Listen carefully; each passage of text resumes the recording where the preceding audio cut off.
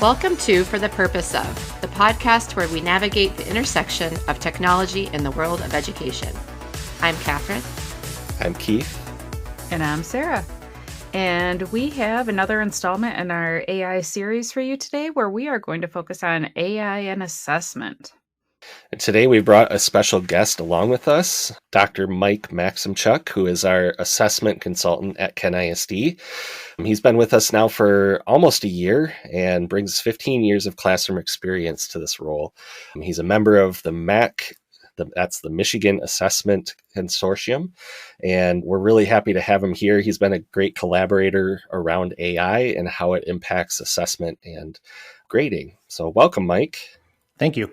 To go ahead and kick us off, I'm going to start us out with kind of a connector and a question for the three of you. So go ahead and cue up your old spaghetti Western music and the good, the bad, and the ugly. So when you're thinking about your assessments when you were in school, so the good, the bad, and the ugly, and I'll let you guys pick who gets which one, but Keith, Sarah, and Katherine, maybe talk a little bit about an experience you had in school about what was a good assessment, or maybe what was bad, or what was kind of the ugly one that you experienced as a student.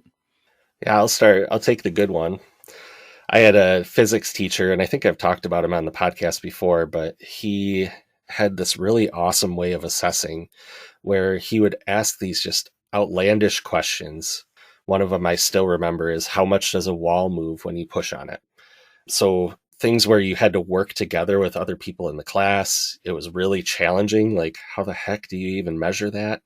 It was interesting. And, he was there as a support along the way. This was like a 1 week exam, if you will. And the final reflection of what you knew was how well you could describe the process that was used to measure how much a wall had moved when you pushed on it. So it was really cool. Obviously very memorable. It's a long time ago now at this point, and I still remember and look back at that fondly. Okay, I've got a good one for the bad. I am also probably showing my age with this, but it's like trauma-inducing memories right here. The Mad Minutes, those cardboard bubble things that you would slip the blank sheet of paper in, and it had like all the questions on it, and you had to fill it in. And it wasn't that I didn't know those, but being under that time constraint, and I know like now teachers were getting at fluency with that, but like when you're in second grade, that is not something that I enjoyed. And right up there was Around the World for the same kind of thing. Like, and then the shame of having to sit down, or the shame of not having your Mad Minutes finished when you're like, I know what 2 + 1 is. I just didn't get there. So that was my bad memory of assessments. So, and Katherine, I think that leaves you with ugly, right? Yeah. Why do I get the ugly chopped one? No, just kidding. Okay, so for the most part, I'd have to say the activity itself, or the assessment, it really wasn't an assessment. Let's just be honest.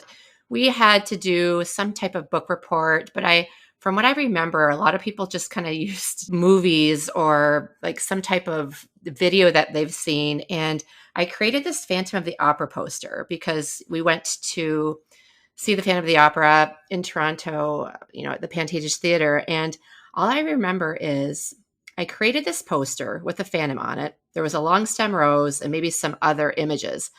I don't know what I was really doing. And I don't remember seeing a rubric of what we needed. And honestly, was it on the book? Was it on the theater production?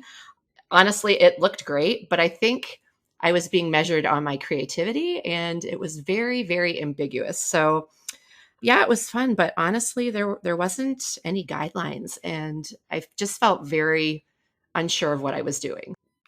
Well, so it sounds like whether it was the good, the bad, or the ugly, none of your teachers did anything maliciously. I don't think they were out there, like Snidely Whiplash, twiddling their mustache and saying, ha, ha, ha, I'm going to get them today.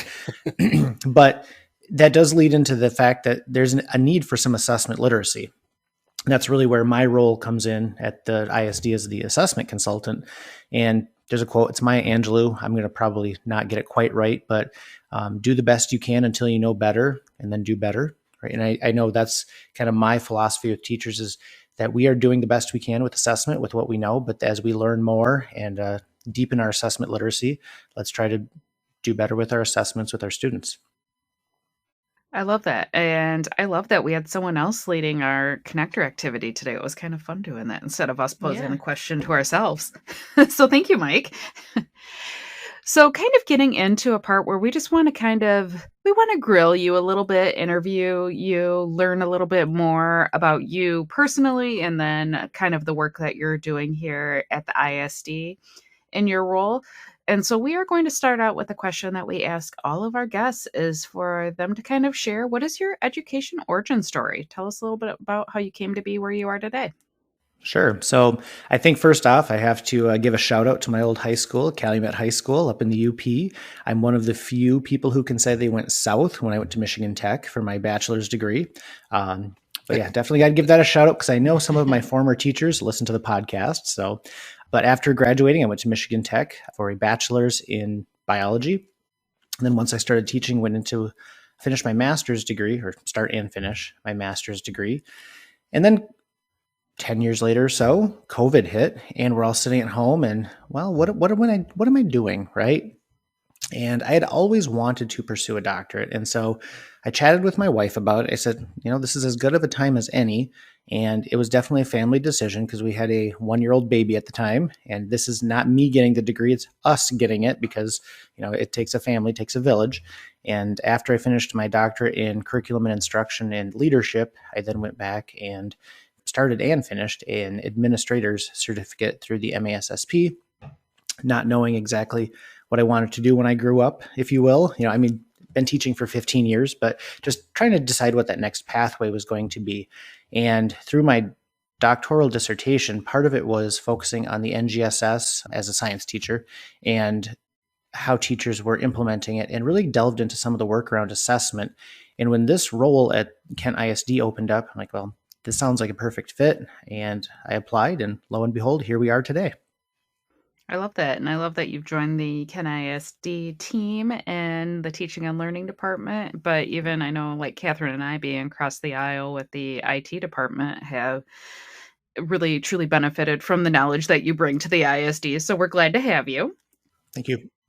So going a little bit further here, kind of talking more specifically about assessment. What would you say is kind of like the state of assessment right now from your purview?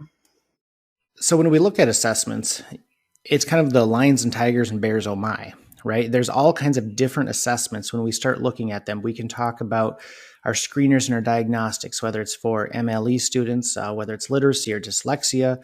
We can talk about formative assessments, which we're going to talk more about in a few minutes.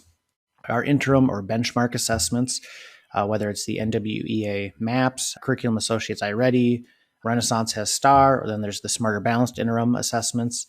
We can look at our summative assessments where we're certifying the student learning, whether that's the end of unit test, a project, our end of course exams, etc. Then there's also the state and national accountability assessments, whether that's the SAT, PSAT, the state has the MSTEP, of course, and then there's also the NAEP, and then the MyAccess assessments. So there's all kinds of different assessments that we are using. But then the big thing in my mind is, what are we doing with that data? There's the acronym DRIP, that teachers are data rich but information poor. In other words, we are collecting all of this information and all of this rich data, but now how do we do something with it to make it actually an actionable insight to drive instruction? And along with that, there's a need for assessment literacy. So just knowing what assessments should I be using to make what decisions and what stakeholders should be making what decisions based off what data set or what data points. And I think a lot of where we're at right now is just trying to tease that apart, because for years we just said, here's all the assessments and we can use them however we want. And now the research is really starting to show and deepen that certain assessments are more useful for certain groups and stakeholders. I like how you use that drip analogy, that data rich, information poor, because as teachers, we know we need to assess. We know we have all these different kinds of assessments that are out there, but then we get all that data back and then it's like, oh man, what do I do with all these different kinds of data? And you talked about different types of assessments. So kind of what are your thoughts on where teachers should focus their time and energy to get their best bang for their buck with that? Absolutely. And so again, screeners, diagnostics, formative, summative, interim, and state and national accountability. The biggest bang for your buck is going to be that formative assessment as part of a process. And I'm going to talk about that in just a moment. But I think a lot of times we end up focusing on our summative assessments, whether it's in district or within a building or within a department. We focus on that summative assessment because a lot of districts will have a grading policy that puts the emphasis on our summative assessments. They'll have an 80-20 rule or 70-30, where 70% or 80% of your grade is based off that summative assessment. And so that's where the focus is, not only from the teacher, but as the student as well. My grade is mostly on this assessment, so that's where I need to focus my time. Where the real learning comes from the formative assessment process. And administrators will look at accountability assessments, so the MSTEP or the SAT, because that's where their metrics come from for their evaluations within their building. But Scott Marion and Carla Evans wrote a book recently called Understanding Instructionally Useful Assessment. And in there, they will refute that, honestly, and I'll back them up with this, that classroom teachers really shouldn't use any type of state or national assessment data in their classrooms, because the timing that it shows up. So the students take the assessment right now. I mean, it's April as we're recording this, and we aren't going to get the results for a while. We'll just leave it at that. It depends on what assessment we're talking about. And because of that difference in time, that timeliness is gone. And so that assessment isn't as useful for those teachers, because you may actually have an entire different group of students before you end up with data that you could even look at. And it may or may not be aligned with the curriculum that's enacted within the state. You saying that makes me think of one thing. I have, kiddos who are taking assessments at school, and like they stress about it. They wonder, like, what is the impact of that? And I really, and I don't know if it's the best approach, but we just go with try your best and remember this is just a snapshot of where you are in this moment on this day.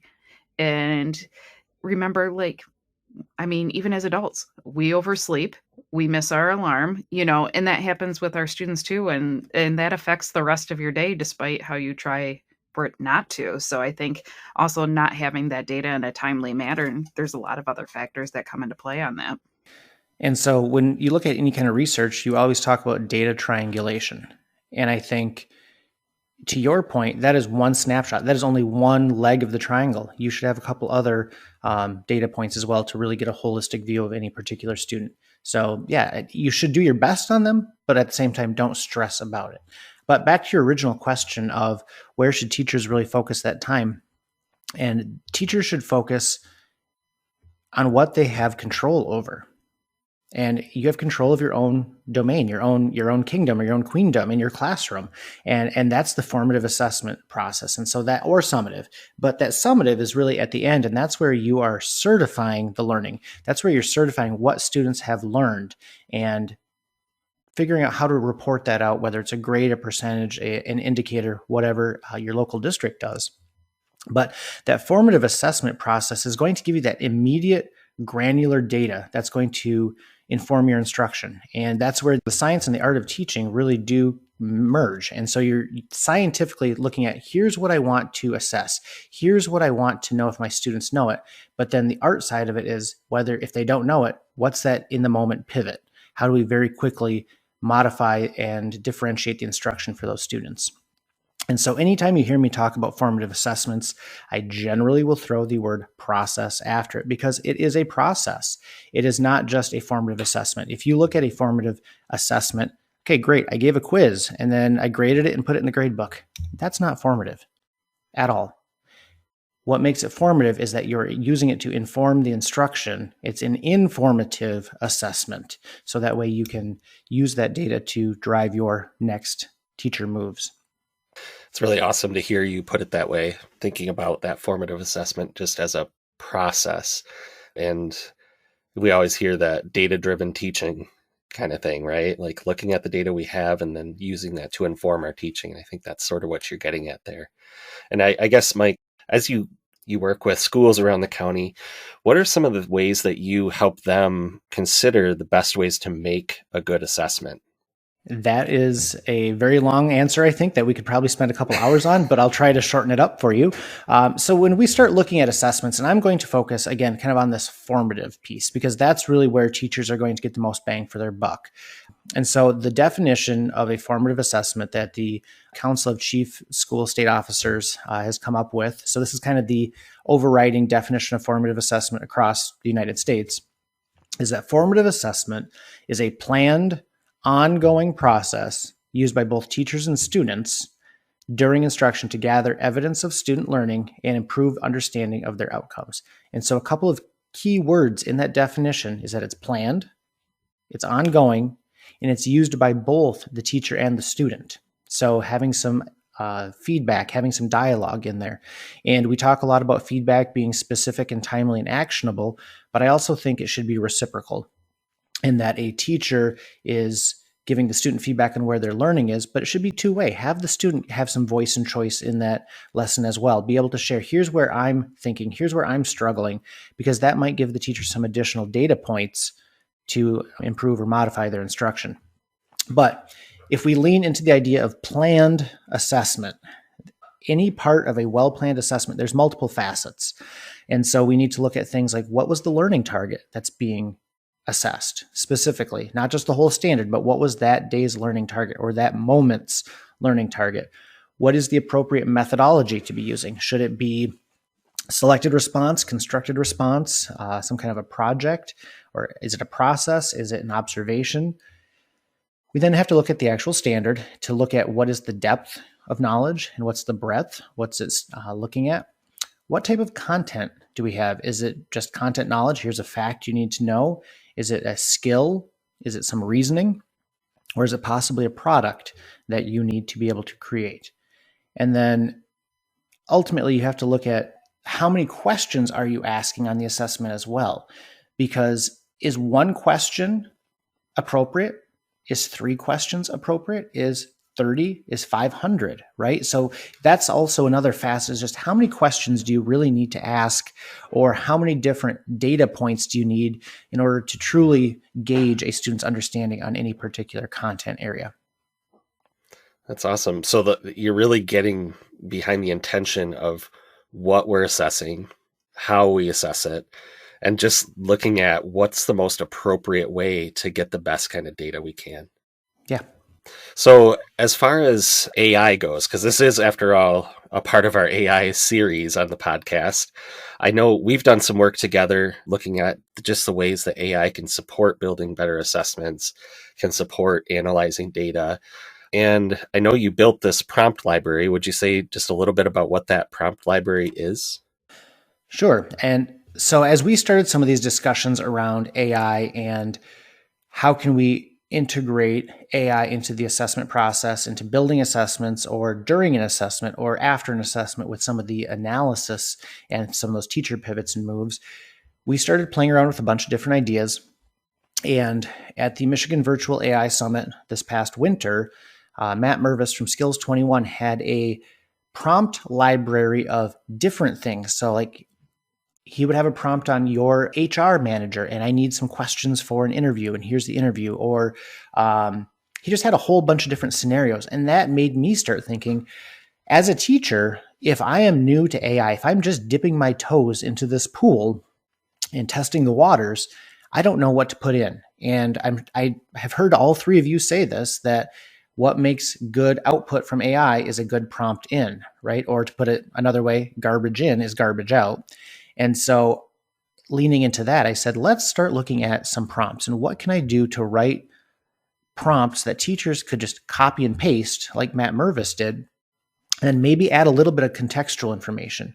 They might be able to add their grade, or what they're after, or what the standard is that they're using. And then that might help either write some questions for them, or maybe take an assessment they already have and kind of stress test it. Like, are there some biases that are baked into this that we should consider? Or are there ways that maybe we should modify this assessment? Or are we asking these questions using the right methodology even? And so I'm sure that this will be linked into the show notes, but there is a whole prompt library. It's like 27 pages, but just different sections on before the assessment, during, and after the assessment, just different ways to engage using an AI tool of your choice with assessment in mind. All right, so you got this awesome prompt library for educators, and yeah, we'll put it in the show notes. But how does all this information about good assessment make a good prompt? Like, how do we make a good prompt to get a good assessment piece out, and how do we work with AI? So with that idea of needing that good prompt, that's partly why I built that library. Not saying that I'm an expert prompter by any means, and I'm tweaking them on a regular basis, but just using that maybe as a starting place so that way you have as much information as possible in that prompt. And I know you have mentioned this on the podcast before, but make sure anything that you put in there that it's FERPA compliant, right? We got to say that just to make sure that's clear. Do not put any student identifiable information into your AI tool that you're using. But when we start looking at some of these prompts, you really do need to have a basic understanding of what assessments are and some assessment literacy. So going back to those facets, to build a good test, I'm just going to use a test question in this example. And there's multiple ways we can assess, of course, but just that's probably the most common, or a quiz question. And if you are going to use the AI tool to try to help you develop some test questions or quiz questions, you need to know, what was the learning target? How should I be assessing this? Should it be open-ended? Should it be constructed response? Should it be selected response? So more of your multiple choice versus fill in the blank, et cetera, or essay or short answer. What was the content type? How deep should I be going with this? Because there's a whole difference between difficulty and complexity.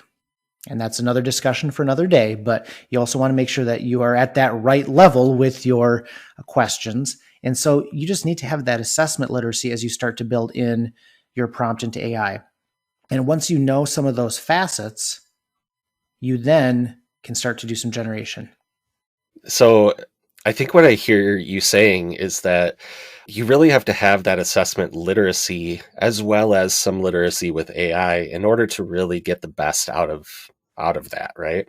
One way we say this is that AI is an enhancer. If you have bad teaching practices, it's going to enhance bad teaching practices, or bad assessment practices in this case.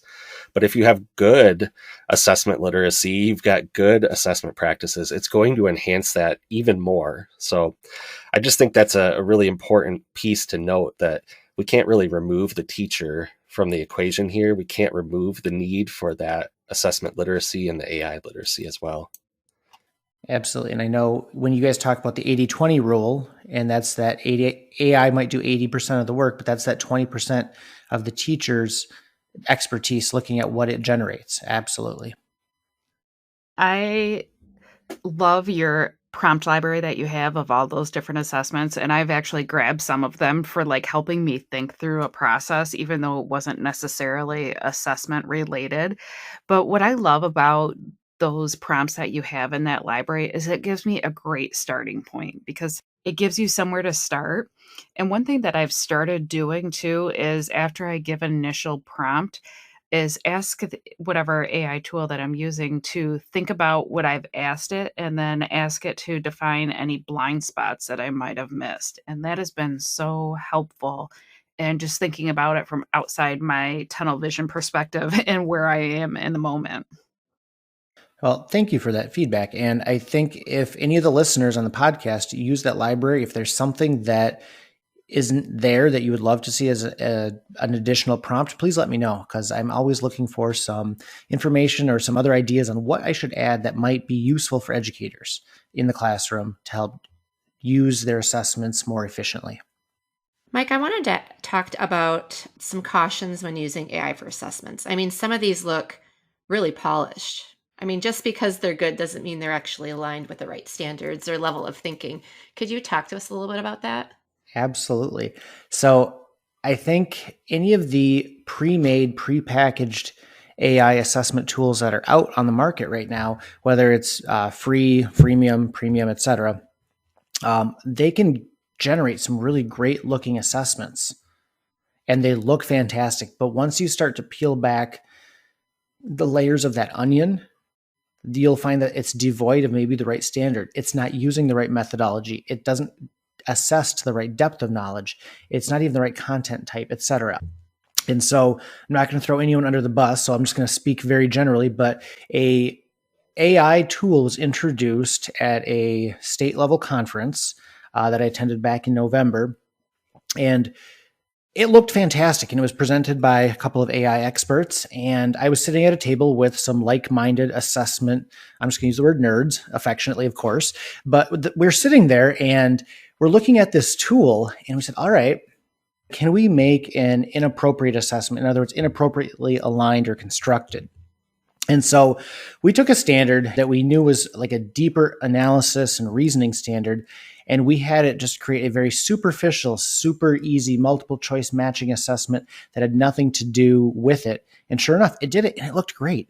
And we did the opposite. We took a very basic low-level content knowledge standard, and we had it develop a very complex like essay, reasoning, and it does, and it will create that. And so that's my first big caution, I think, is you do need to know that basic assessment literacy, because to your point, if you have the right knowledge, it's going to amplify your knowledge, or it might amplify some of your biases or lack of knowledge as you start to use some of those AI tools.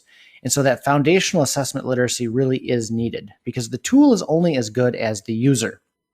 So using an AI tool with your assessments without having some assessment literacy is like handing a power tool to someone who's never built anything. That's like giving my 5.5-year-old free reign to all of my power tools. That's not smart and safe, but without the understanding on how to do some measurements, cut, and assembly, he might be able to build something. I guarantee he will be able to build something, but it's probably not going to be level, sturdy, or safe. And so that's the need for some of that assessment literacy as part of your AI literacy as well, to bring the two together. And then the second thing is that we need to go back and recognize that there are biases that are baked into any AI generated assessments because of the way the data scrapers have collected the information for the large language models. So you need to take some time and kind of step back and think about, are there biases built into my assessment that we need to try to mitigate? And then the third caution would be that AI is going to give you that head start with your assessment and building your assessment, or with some of that data analysis. It's not a panacea, right? It's an ideator for you. It's going to help generate these ideas. It's not autopilot. And so you still need to be that expert, that human in the loop, to use Ethan Mollick's terms. Right. It's not a cure-all, but we definitely need to use that critical thinking to decipher what those biases are. So do you have any tips that you could share with us today? Sure.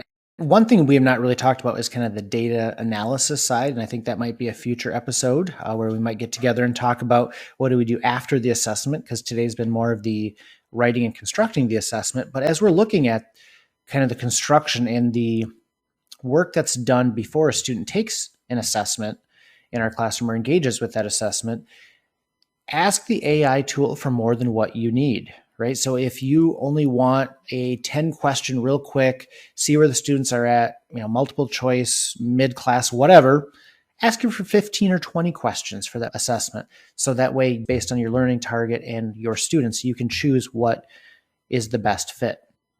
We can use AI to quickly assess some of our data and understanding, which we'll talk about later, and some of these instructionally useful uses of assessment.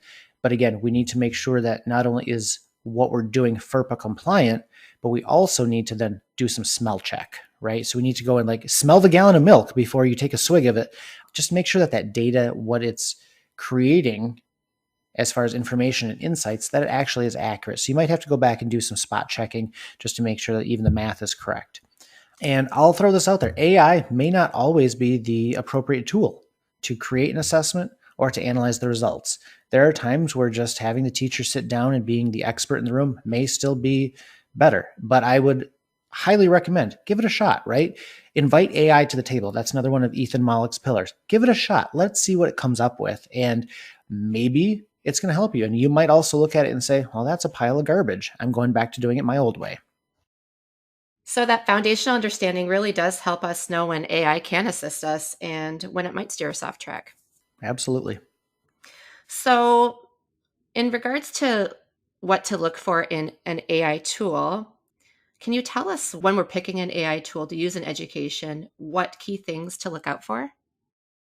So I think that's almost like a personal question as far as some of its preference, but looking at price, I mean, let's start there. Some have a free model, some are freemium, some have certain restrictions on them. So that's one thing to look for. I know Notebook LM is fantastic because you can upload your own resources and what you want that AI tool to really start to pull from as it starts to create some of these questions for us.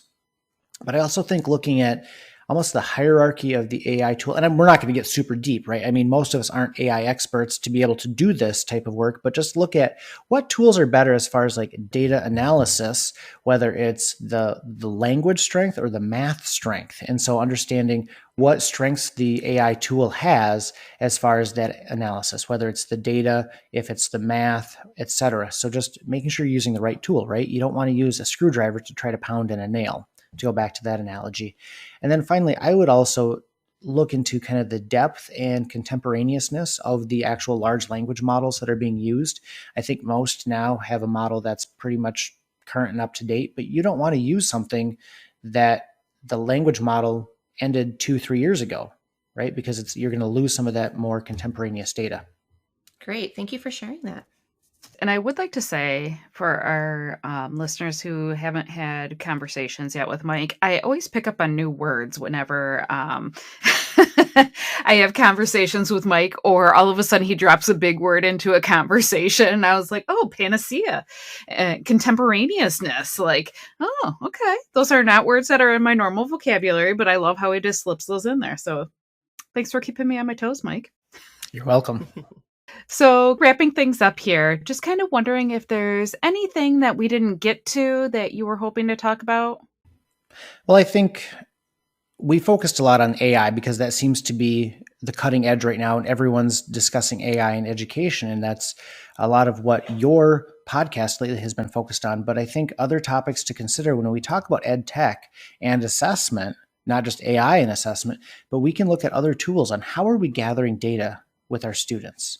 And then how are we analyzing that data as part of that formative assessment process to avoid dripping in information, right? How can we leverage the tools we already have?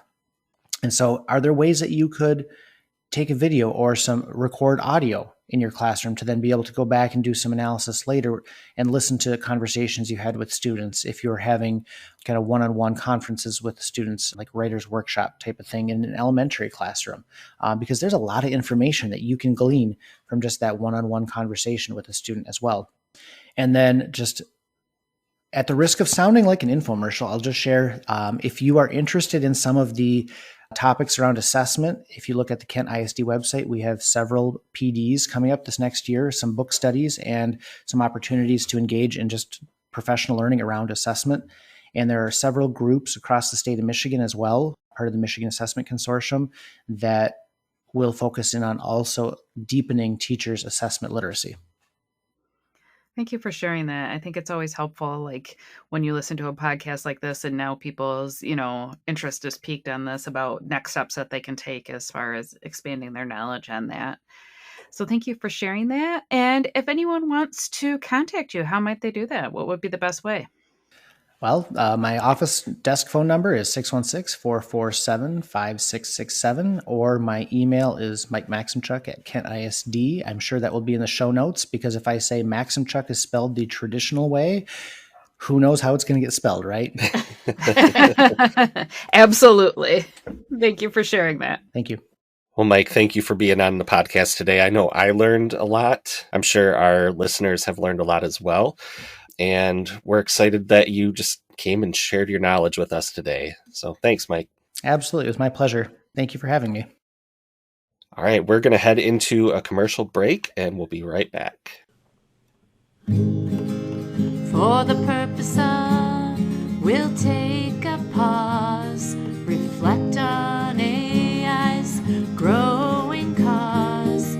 Stay with us, we're not quite through. More to share, and it's coming to you. La da da da, la da da da, la da da da.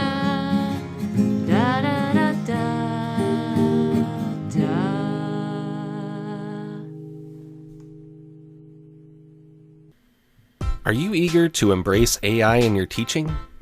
Explore the possibilities at AI for Educators, a 2-day immersive workshop where you'll gain expert insights, practical strategies, and hands-on experience to confidently integrate AI into your educational practice.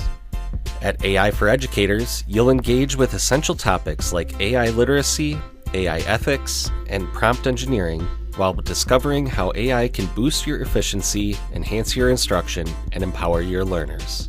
Seats are limited, so register today at bit.ly/AI4EDU3-REG.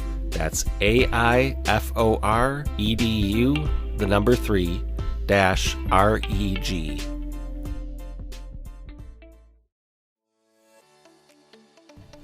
Hey teachers! Interested in designing your best summer? Teaching is rewarding, but it can also be mentally, emotionally, and physically demanding. This summer, take time to prioritize yourself while engaging in the design thinking process to reimagine your own self-care and professional growth. Through this experience, you will create a personalized self-care blueprint that aligns with your values, needs, and lifestyle. Earn 10 sketches, all while rejuvenating for the new school year. Register today.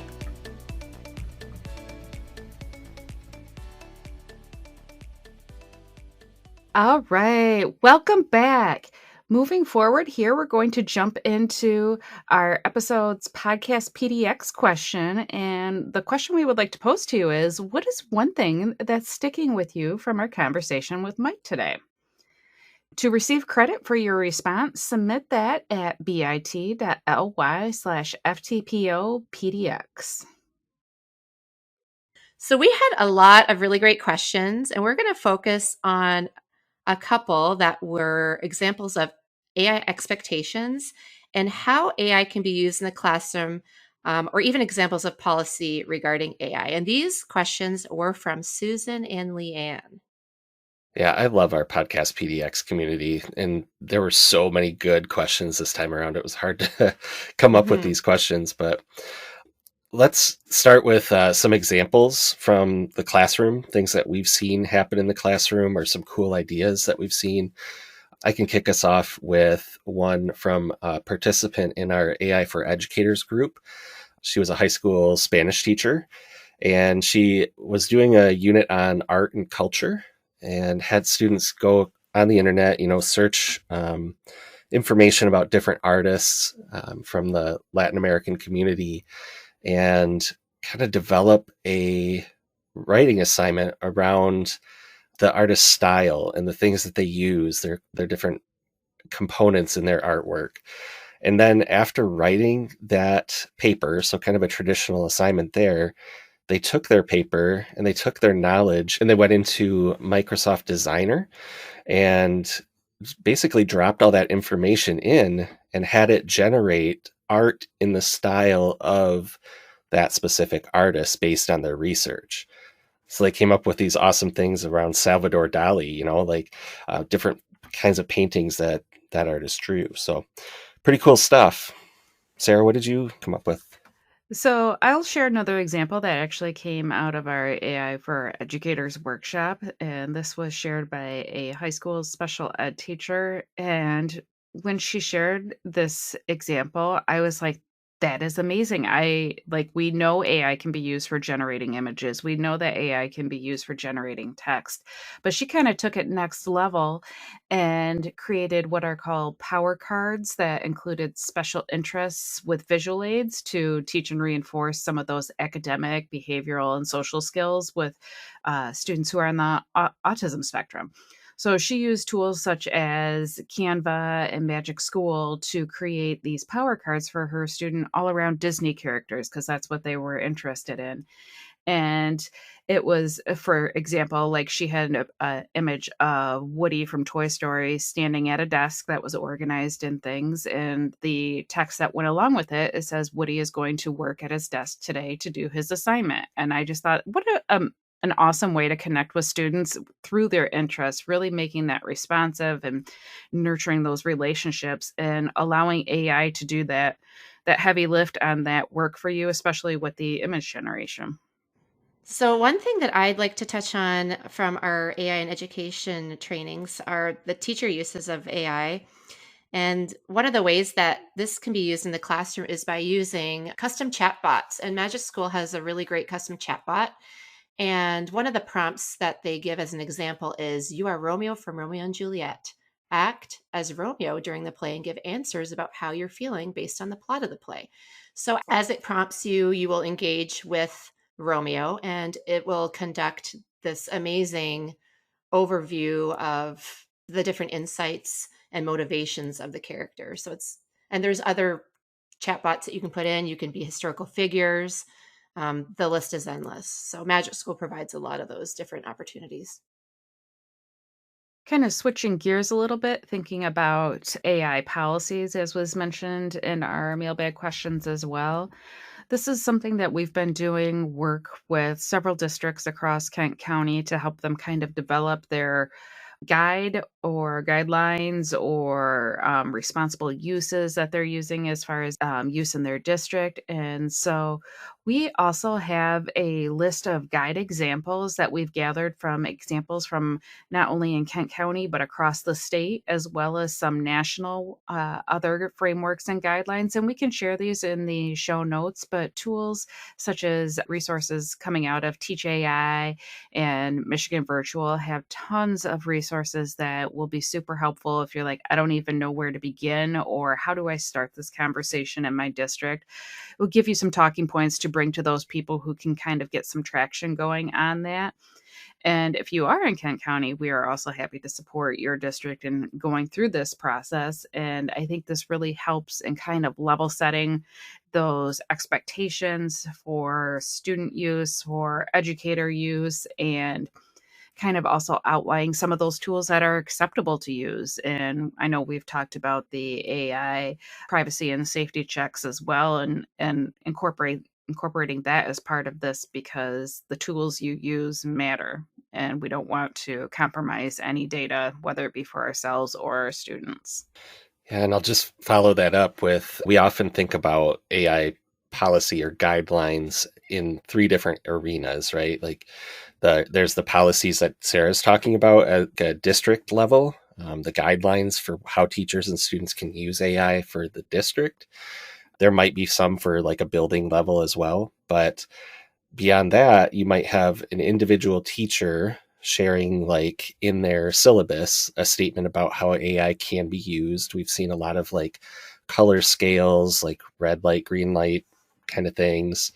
But where we've kind of landed is that the assignments that we give often have very different learning targets, right? And they probably should have different learning targets for a lot of things. So sometimes those learning targets are opposed to what AI can do to help, right? So in those cases, we might make sure that AI can't be used, right? Prohibit AI in that case. But in other situations, we might want students to try using AI and develop those skills. So we've also said, hey, you can make sure that there's an AI expectation statement at the top of each assignment that just details the ways that students can and cannot use AI for that assignment. Those can be found in our AI plagiarism pack and play, which we'll make sure are linked in our show notes. And I just want to tack on to what you said there, Keith, kind of talking about those three tiers. Those policies, those ones are like legally enforceable policies. And those are the ones that are usually adopted by a district according to whatever board policies you have, and whatever outside legal company that you're using for help on guidance. And then those guidelines are ones that are usually set by the district and do not have those legal ramifications. So I just want to make sure that we're clear. I know sometimes when we're talking about things, we're like, we need a policy for this, we need a policy for that. When we're talking about AI, there's usually one kind of overarching statement or list of rules per se that is considered policy, but then those guidelines are what the district or school is saying, like, this is how we want to see it used based on that policy. Yeah, good point. So this has been a very hefty episode. Lots and lots of information. We hope you're taking away a lot today. If you want to weigh in, we'd love to hear your thoughts, your questions that you have around what are these AI expectations, these policies, guidelines, different ways that AI is being used in the classroom, or even just talking about AI in assessment. Feel free to jump on to bit.ly/FTPO mail and share those questions with us. And that's it for this episode of For the Purpose Of.